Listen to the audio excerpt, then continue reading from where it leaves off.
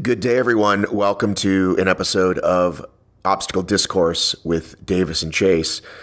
For those of you new to the program, this is a show that goes live every Thursday where Josh Chace of New England Spartans and Mappy Davis of, well, this channel dive into weekly news topics. It's about 15 to 30 minutes, and we hope you enjoy the regular episodes of Matt Davis's amazing interviews and live stuff and whatever the heck else I do is every Tuesday, 6 a.m. Thanks so much for listening. Let's go to the news theme. Welcome back to Davis and Chace, the weekly show where we discuss all the news in OCR, sometimes things about technology, sometimes things about, what else do we cover? Movies. Matt was just informed that they're making a Top Gun 2. Here's the thing, Josh. There's been rumors of a Sopranos movie. There's been rumors of a Ferris Bueller sequel. So just because you say there's a rumor doesn't mean it's happening. It's happening. Are you Googling right now? Is that what you're looking up? Oh, I've already pre-Googled. I'm doing my research. Okay, well, so read me like the two sentences that prove to me it's happening and who's in it. They have a director. Okay. Joseph Kosinski. It's not Michael Bay. They have writers. It's not Michael Bay or the other guy? Not Michael Bay. Or the other guy that died? Who's the other guy that died? Bruckheimer. Bruckheimer, Demi, any of these dead guys? No, it's none of them. They have Tom Cruise is signed on. Val Kilmer is signed on. They have Jennifer Connelly.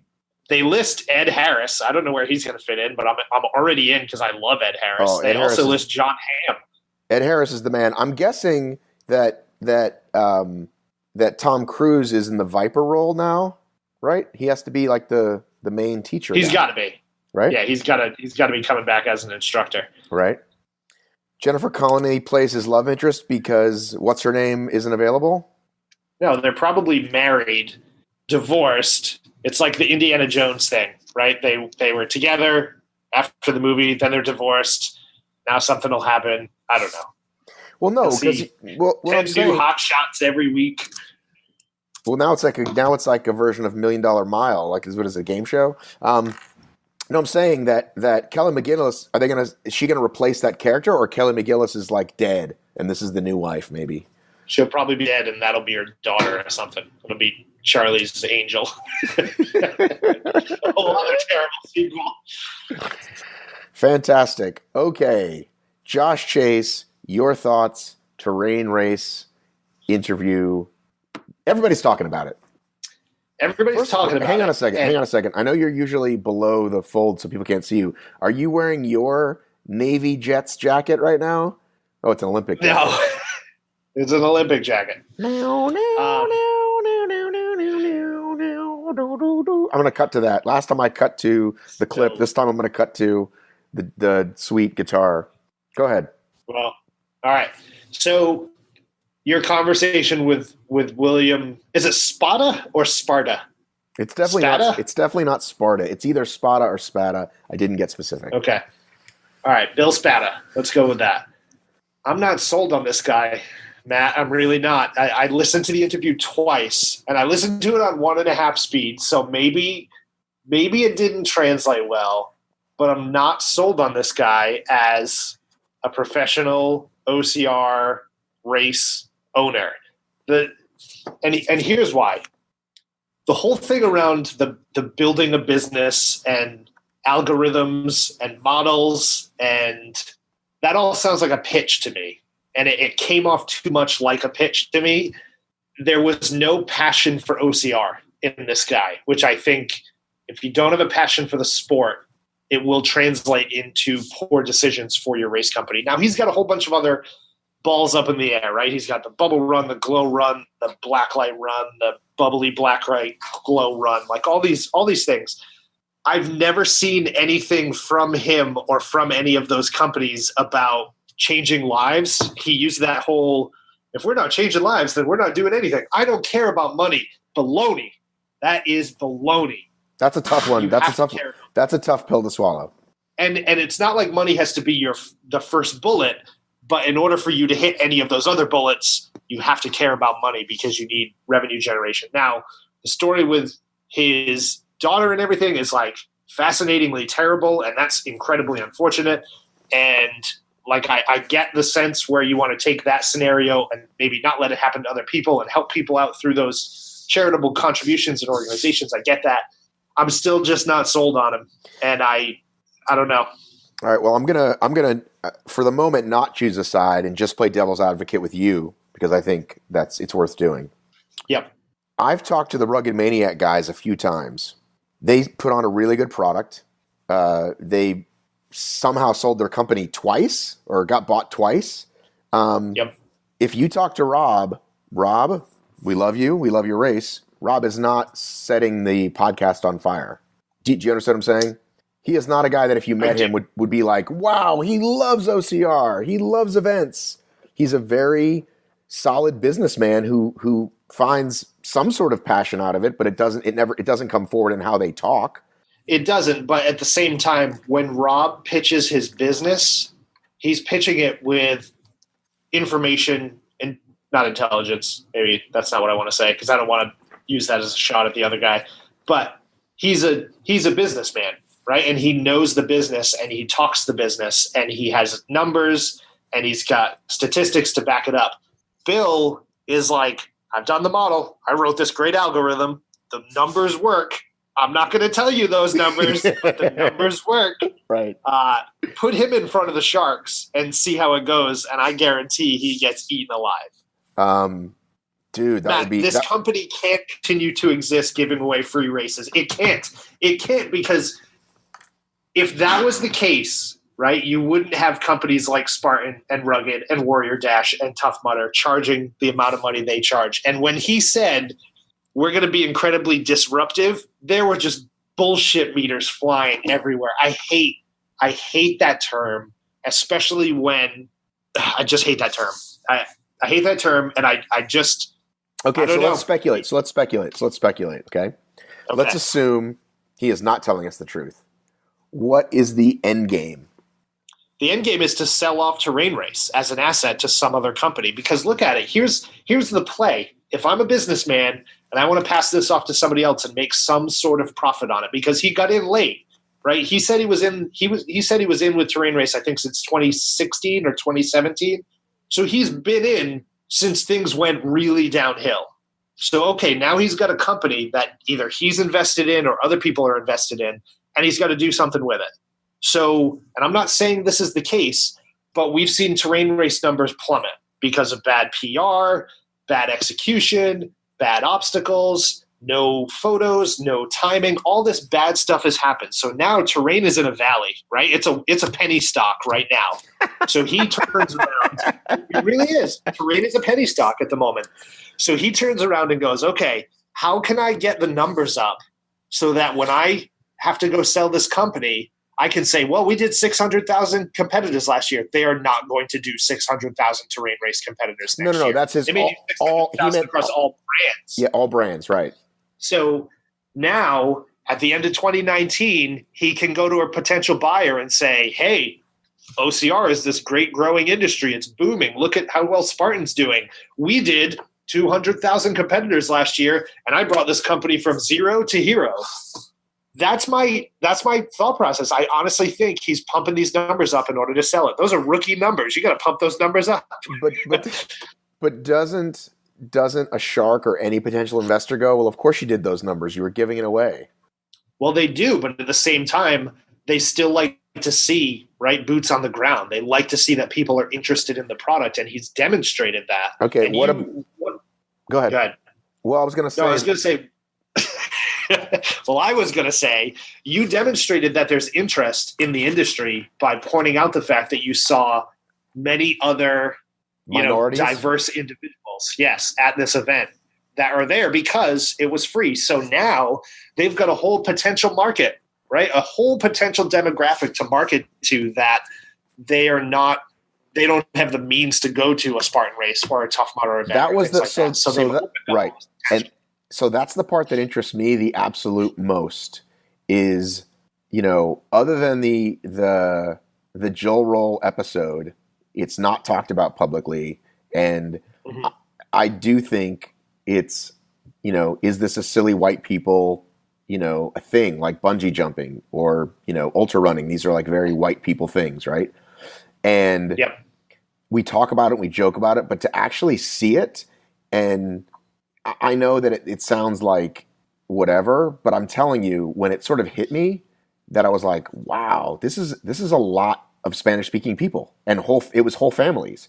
And I have seen those, right? If you go to the afternoon waves, right, of almost any race, you see people who maybe aren't in the best shape. They don't care about their time. They signed up. It was probably cheaper in the afternoon, or it's when they could, whatever. But I'm telling you, and again, I live in Atlanta, right? There's heavy African-American population inside the city. You still don't see that. Yep. You just still don't see massive numbers at obstacle racing. And I saw a shitload. So something's happening there. That's real. So I do think there is something to we're bringing more people in that will later convert to Spartans or to the overall industry. All right, so here's my question. 2020 rolls around. Oh, my goodness. 2019 season is done. It's 2020. Is that what's next, by the way? I'm tripped out. It's 2019, so then it's 2020. The Olympics. So the 2020 rolls happen? around. Is terrain race free next year? He wasn't even convinced when you asked him. Honestly, Matt, you said, "Can you keep this free forever?" And he's like, "Yeah." It was not convincing. I think that was when I literally dropped the mic, wasn't it? I think it was when you actually dropped the mic. And that was not planned, and that was not forced, and that wasn't for a laugh. When I said, "How long can you do this?" and he quickly said, "Forever." He later rolled that back a little bit and said, "Will we always do this? I can't promise that." Right. Here's the thing, though. Here's what's nuts, old Jimmy boy. Even if he jumps back to $30, I don't think that's profitable. There's a reason that Savage and Rugged, like all these people, their cheapest is like $49.50. You know what I mean? That's what's nuts. Yeah, if you're putting on, so you were at the event. Would you consider it a bare bones event? Was it? So here's what's interesting. Here's what I did not get to. I was going to make a video, and I am going to make a video, but here's what we need to talk about. Okay, people in the comments were like, "This was really like it looked not as good as when I saw it before," which to me was like, what? And I hadn't been in 3 years, but I'd seen the pictures and I'd heard about like pretty much so they invest in some trusses, right? And make some legitimate obstacles. Now, there were safety concerns at 2 obstacles immediately that I pointed out to them and that I think need to get fixed or lawsuit about to happen. Number 1, they have a sledgehammer bang the tire thing. Yep. Okay. Now, if you want, I don't know if this is going to work, but I already know what you're getting at. Picture a 30-something-year-old man, right? Yeah. Right? And I literally was like making this face as I walked by that obstacle, right? Was like, oh my God, because he's facing the lines that were lined up behind it, right? And I was like, oh my God. So somebody's going to eat a sledgehammer. Really badly. I literally cringed walking by. Number 2, they have a rig. It's a relatively simple rig, but it starts with vertical pipe, okay? Or what do you call that? Angled pipe. Yeah. Can you describe what I'm doing? Yes, you're making an upwards motion describing a pipe going from decline to incline. So would you say an inclining pipe? 45 degrees? No. What angle is that? No, like 20. Okay, I'm trying to describe. I mean, that's 45, yes, but it was more like that. Right. It's several feet off the ground, and as I came upon this obstacle, there were 5 lines of everybody, hands and feet, doing that obstacle. Okay? Again, 1 slip, neck broken, game over. Yeah. Where's the volunteer? 20 feet away, looking at his phone. Like literally, way over there. And I was like, huh. So I tell them that, right? Like, dude, you guys got to fucking get a handle on this. I honestly thought they would then like go fix it right then, right? They didn't. I later went around to take some video with them, and then he told the kid, hey, they can't use their feet. Now, here's an interesting study, by the way. Quick side note. Here's a fascinating study in human nature. Once we stopped people from doing it, and they complained and they got over it, the people that were doing it, the next round of people didn't even think to use their feet. They just used their hand. We didn't have to say anything, right? Right. That's what was in their purview. It was like, oh, this is how you do this obstacle. Because remember, these are mostly new people. Now, eventually, someone of you would have used their feet again, and the cycle begins again. But it is not difficult to tell that person how important it is to hands only, and that when one guy starts it, you just go, no, you can't do that, and you do that 100 times a day. But it never becomes a series of person after person after person doing it. And they said they apologized. We didn't have a lot of volunteers today. We're going to add signs, like all these things that are like nice solutions, but like I shouldn't have to tell you that. That was my biggest concern. Also, how are they getting volunteers when they can't give away free races for volunteering? Dun, dun, dun, dun. They talked about, here's what's nuts. We all talk about Spartan getting paid people. They're like, maybe we should just get like a company and hire people. And I'm like, so even less profit on the free race? Like that's what's insane. Like it would be awesome. Yes, pay for people to show up. But now it's even less profitable for you. Yep. And no, like you were pointing out, crappy cotton T-shirts for finishers, no hoodies to sell, things like that. But that, again, that said, like, dude, totally on the way. Like, and that's the one thing that I do think is interesting, that when they took over this shit product, right, they let the crappy people sort of like gradually go. Like instead of just firing everybody, it was just from a business standpoint. Look, if we're gonna be fucked, we gotta, slowly bring in new people, eventually get rid of all the bad apples on the build crew, on everything. People that aren't just here to like build it and go, like people that clearly like everything had dropped, morale, building, all of it, right? And then, okay, let's get some new trust, let's get some new medals. Like I can appreciate that. So now here we are. And the last two pieces apparently are tech shirts instead of white t-shirts, and, figuring out how to train volunteers properly. But again, I think that's stuff that like, that's got to come like first, right? And that they admitted, I rode around with a guy who used to work at Spartan, who's one of their lead guys, who's really sharp, who I liked a lot, who said, yeah, dude, no fucking way we're doing timing. Like, it was such a shit show. Like, maybe we'll bring that back. And I told them they should. I said, listen, if you want to get a few extra customers, you don't even have to do timing. You don't have to buy the mat. Just do the first across the line thing like Rugged and Warrior Dash do, and you will get that many more signups from the people who say they won terrain, and you can probably charge them $20 more because they want to say they did it. So on a scale of 1 to 10, where 10 is like Spartan Race this year and 1 is like the Titanic Battle Frog image, where do you rank Terrain Race right now? On like longevity? Just where do you think they are in terms of execution, quality of event, and future prospects? Well, remember that Battle Frog actually put on a decent event. So the ship sunk because of other reasons. So that's what I'm saying. Like, are you asking me like what's that? Are they steering towards an iceberg, or are they riding the ship and moving away from an iceberg? Where are they? Okay, that I think that actually helps. They are. I mean, they're going to do 20,000 in Chicago, according to William Spada. Okay, or at least they're going to get 20,000 free registrations. They last year were lightning speed towards the iceberg, right? This year it's turned a little bit, right? But it's not. I don't think it's moved as much as they think. I'm doing some calculations. What did we pay for this race with insurance? Like $14.50. You would know better than me. I think like $14.50. I went as a very important person. By the way, when do you get to go? By the way, presumably August, or I'm going to have to find a second location if I'm tied up. So if they do 20,000 people in Chicago, that's $290,000. Right. Just now obviously a chunk of that comes off the insurance and everything else.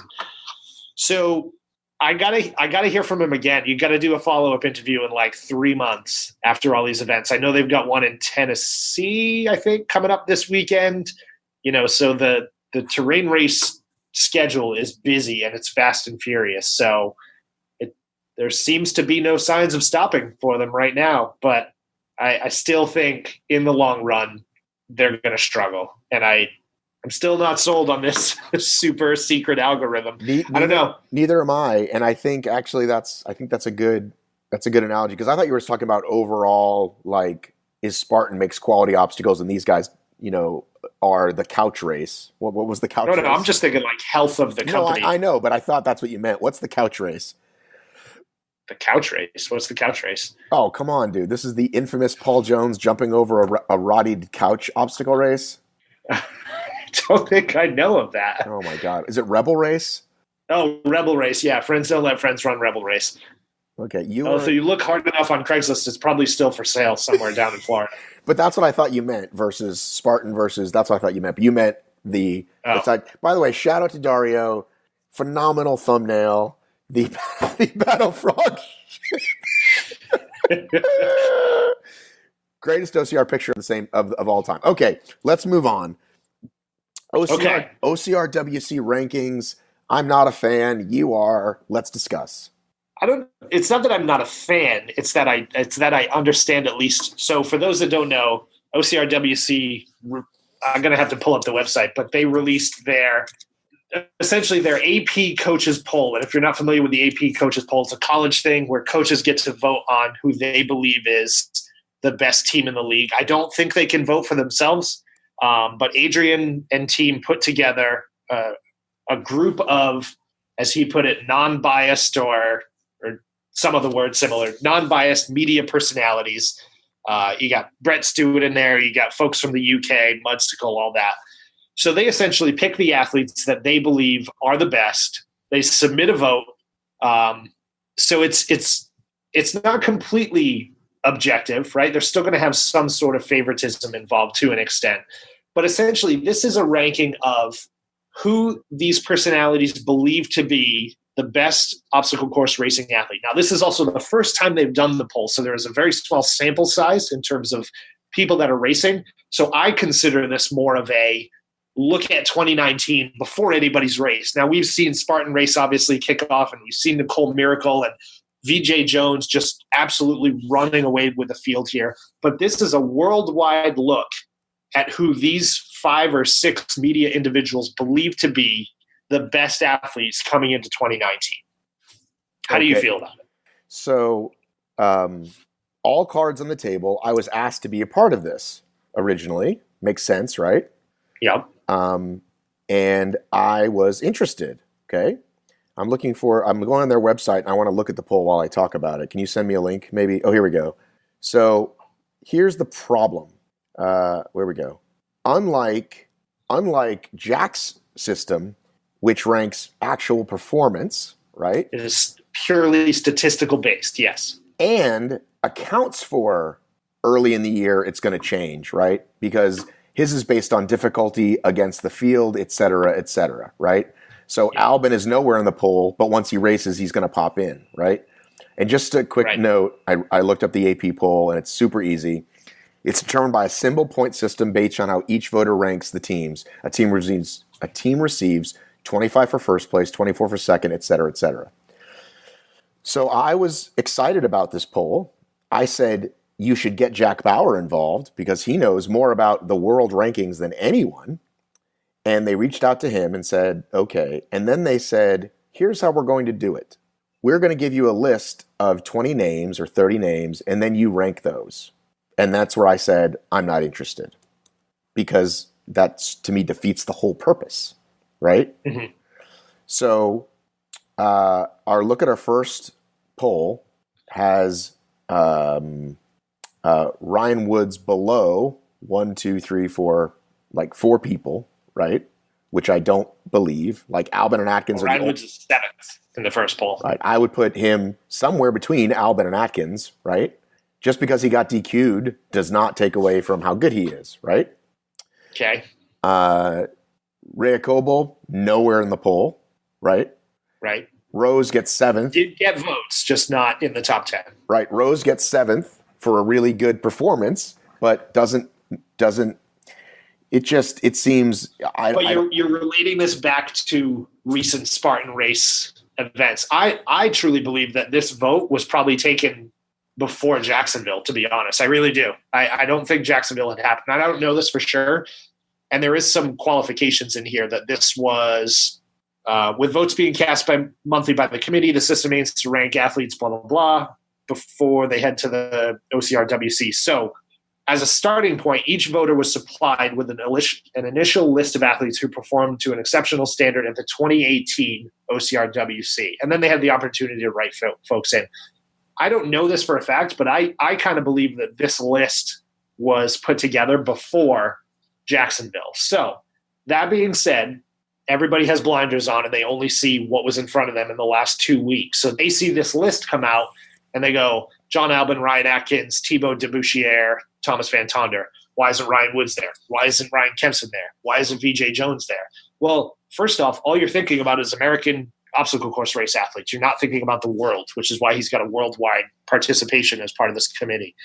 And two, it's hard to describe, and I have a hard time getting the words out. Maybe that's because I'm not fully invested in either, but it's not – coaches' polls are not based on like the best performance, right? They're kind of an opinion poll, and it's like a power ranking. There's nothing saying that the New England Patriots are the best team in football, but the power rankings put them there, right? And it's just could be based on recent performance. It could be based on a little bit of bias from the person who's voting. It's the same reason that the Hall of Fame almost never had a unanimous vote for an athlete up until what's his face just got in the Baseball Hall of Fame, because there's always some level of bias to an extent. So people are taking this and being like, why isn't the top 10 rankings just the top 10 from Jacksonville? Because those are the top 10 athletes. That's not how you have to look at it. You have to look at it as these are who we believe the best athletes are, maybe not necessarily based on a recent performance. Because anybody could go,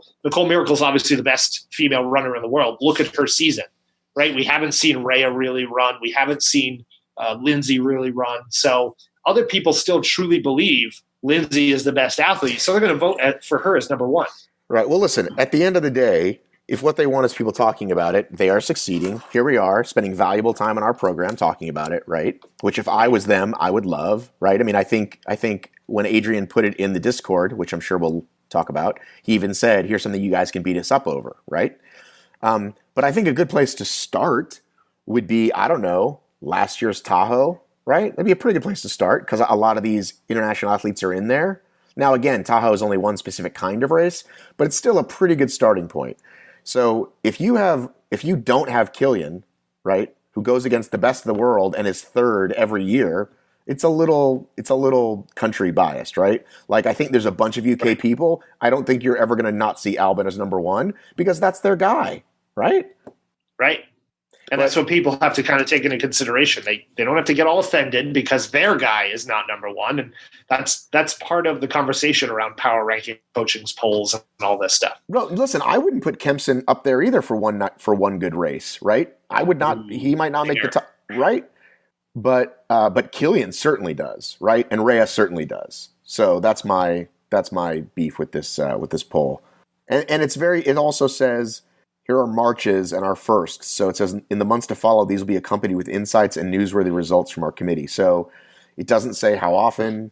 Like, are we going to see one every month? Are we going to, and then as it gets closer to OCR Worlds, do we get more? It's, Well, it's also tough because the Europeans don't have as many events as we do. So you can't just say, well, John Albin's not the best athlete because he hasn't raced in 4 months, right? You still have to give him consideration based on the athlete. No, dude, listen, Albin is one or two. Like, okay, let's you and I do our own poll. Who's the best obstacle racer? You're talking the entire career span of what everybody's doing right now, this year? I'm just saying it. Right. Okay, and then who's two? Atkins. Three? Up for debate. Okay. I'd have to put thought into who I would put at number three. Okay. Would I put Killian there? No. But it's not Nicholas Dam or TB-less T-Boat. That's all the point is. TB-less T-Boat. I'm sorry. I'm pulling a what do you call it? A lame American, but B, specifically a Caitlin Ritter who just doesn't know how to pronounce things. I took the screen away so I could look you in the eyes and say that the poll is flawed, but it's supposed to be for debate, and there you go. We just talked about it for 10 minutes, and Seb is thrilled because it means we didn't talk about Top Gun sequels or Tech Corner.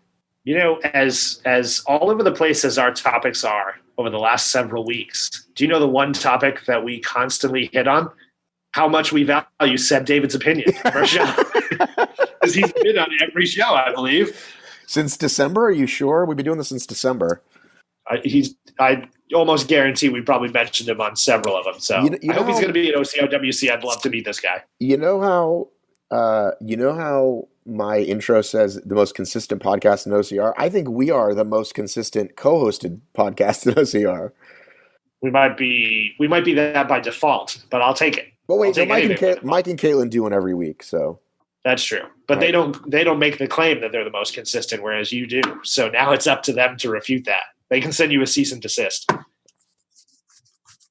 Also, I think I say that part of your podcast intro, don't I? Matt has produced the most consistent podcast since 2012 or something like that. I think that's my piece. Right. And of course, so you're heading to Alabama this weekend. And then of course, Goddamn Davis, Matt Goddamn Davis, whatever you say. Here's your host. No, wait, that's the Ryan Woods part. Now here's your goddamn host, Matt B. Davis. Right, fucking Matt B. Davis. I am headed to Alabama, as I alluded on the episode yesterday. No Facebook Live, which is to me crazy. Like, you know, you and I have been to some far off reaches, and you can almost always get some signal somewhere.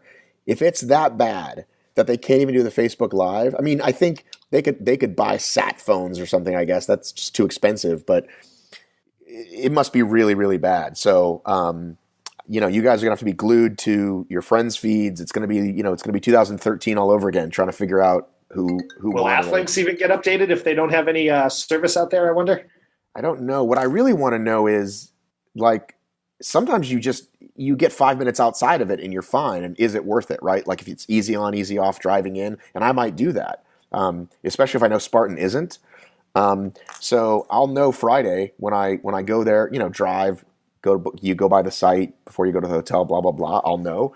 But that to me is like, you know, obviously a lot of fun content for later, but it's going to be like no signal during is going to be interesting.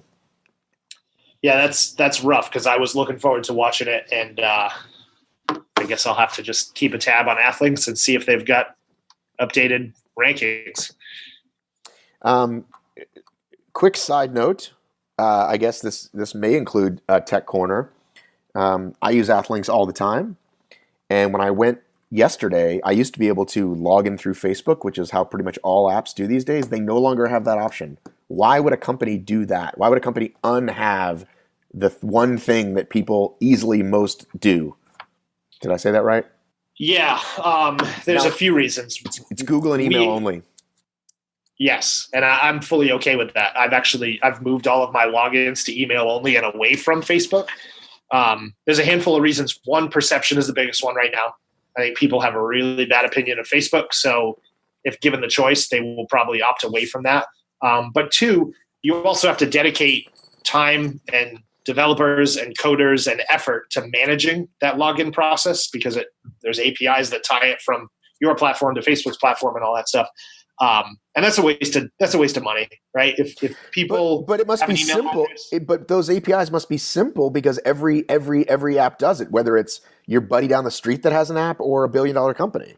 Yeah, but at the same time, if you get the information directly, a lot of people are very well aware of what information Facebook is distributing now. So they'll go into their privacy settings and say, hey, you can't distribute any of my info. Then Athlinks doesn't have your name and email address to market you to. So there's a whole handful of reasons. And I've seen a lot of companies do it. My company did it as well. I love Athlinks and I love the app, but lately it's been a bit of a pain in the ass. Like when I go to check the Greek Peak results right now, I just get data loading error, and it's been that way for days. Also, the one thing that I would love Athlinks to do, and I've tweeted at them because that's what angry people do. Sure. Is every time I sign up for a race, it keeps my name, it keeps my date of birth, it keeps my address, but I have to fill out my bloody emergency contact every time I sign up for a race. I would love that. Well, what if you got divorced? What if you got divorced? I don't care. I'll update my emergency contact then. I could just go in. I'll do it once and I'll be like, oh, I don't want that person to get a phone call when I'm dying. And I'll update it and boom, I'll be done. Yeah, I'm okay with that. I knew that's what you were going to say because that's the one thing I also have to update. And mine isn't changing anytime soon. It's Stacy. And I put her number in. You know, it only matters when it's a fucking emergency. You know what I mean? It like truly like, who cares? And then it's like, this guy's down. Holy fuck. Find his form. Find his reg form. Like, and I've seen that happen because you want to know. And now that we're in registration corner, one other gripe that I have. I think this counts as tech corner. Don't break it down further. We're in tech corner right now. Okay.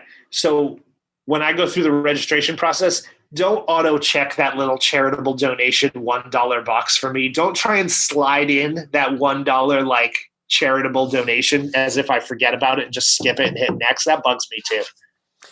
Well, real quick, I want to back up to this thing of people don't want Facebook. You don't think Google, which I think people will do next, like, oh, I don't see Facebook, boom, Google. You don't think Google is another evil empire?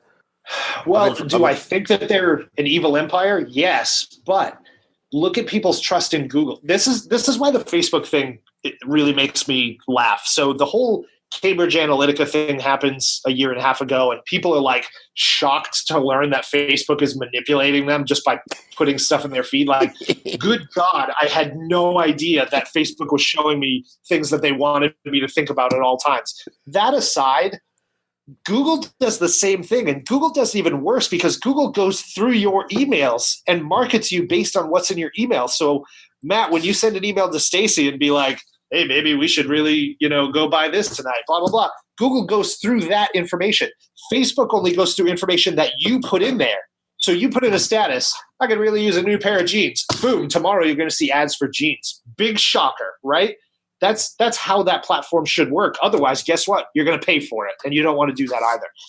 Google goes through all of your emails, and they go through all the location information on your phone. So if you're an Android phone user, guess what? They are tracking everything because you didn't read that end user license agreement that nobody reads. So, but they still love Google. Why? Because they go to Google and go, am I sick? What's this red dot on my chest? Is this bad? Yes, it is. Like the fact that people trust Google and love Google as a brand but hate Facebook speaks volumes about how relatively ignorant people are when it comes to their technology and what's in their pockets. All right. Well, and we're going into overtime in this episode, and I don't care because this is awesome shit. Yep. I'm with my daughter, 11-year-old Emma. 500 subscribers on YouTube. By 500 subs Emma. Plus. She's killing it, right? And she makes Musical.lys, which is now TikTok, right? Yep. And I go, Emma, what else are people like? What other apps are people using? She's like, well, that's big, and YouTube, obviously, and Instagram. And I go, what about Facebook? And she goes, ugh, that's for old people. Now, yep. I knew this intellectually, right? Like, I knew kids weren't really on it. And that's been for a while, right? Like our parents got to it late, but those kids are never getting on it. And when she made that reference and said that hit me that hard, she'll never get on it. That means there's an end point for Facebook. And it never had occurred to me. Yeah, there's an end point for Facebook because Facebook suffers from not the same thing MySpace suffered from, but so remember when we were kids and our parents did something that we liked and we immediately hated it? Right. That's what happened with Facebook. So it was a college grad, it was a college student and a college grad platform. Right. And then remember the moment that you had to befriend your first relative on Facebook, how it made you feel? Right. So once that happened, the mass exodus of Facebook. Now, Facebook is so entrenched in like bringing together communities and organizing events and things like that. Will it always be around? Absolutely. But will you have the same immersive, participative community that you have on there today? Maybe not. And I feel like Facebook will change in the long run, but in terms of where are kids nowadays, like where can you meet your customers? Yeah, they're on Instagram. Snapchat's kind of suffering, so it's not really that, right? They're on far other social media platforms. But here's the thing, though. Like, I don't think I'm explaining this enough, and if I am, I don't care. So I used to be in the staffing business. Some people have heard me refer to that before, and I heard of this, like, we used Craigslist for everything, okay? Craigslist was not the dumpster fire, right? Craigslist, I mean, of course, there was always scammers, always weird shit in the, certain places on the site. But it was a great place for, you go to gigs, you go to events, you post $20 an hour, hand out soda at this event, please send us your info, and we got plenty of people. Craigslist wasn't in every city, right? Boston, Right. San Francisco, Atlanta, Los Angeles, sure. We've got an event in Colorado, right? There's a Denver listing. There's not one for Colorado Springs, right? That starts to expand, right? Now we hear about this thing called Facebook. Oops, I can't log into Facebook because I don't have an EDU email address, okay? I couldn't. Yep. Finally, one day I could, right? And I was like, awesome, I'm on Facebook. Hey, girl that works for me, I'm on Facebook now, hooray. 6 months, a year later, my mom's on Facebook, right? Yep. My employee goes, Matt, remember when you got on? I was like, my boss is on Facebook, right?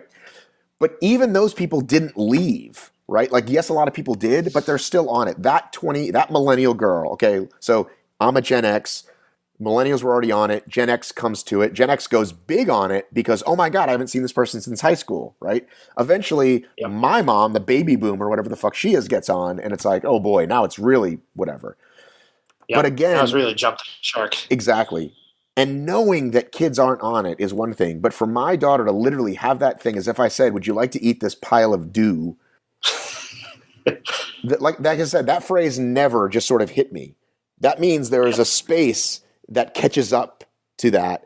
And Zuckerberg and those guys have to know. And that's why they buy every fucking app. Because whether it's 50 years from now or 65, it will go away. It's 100% going to happen.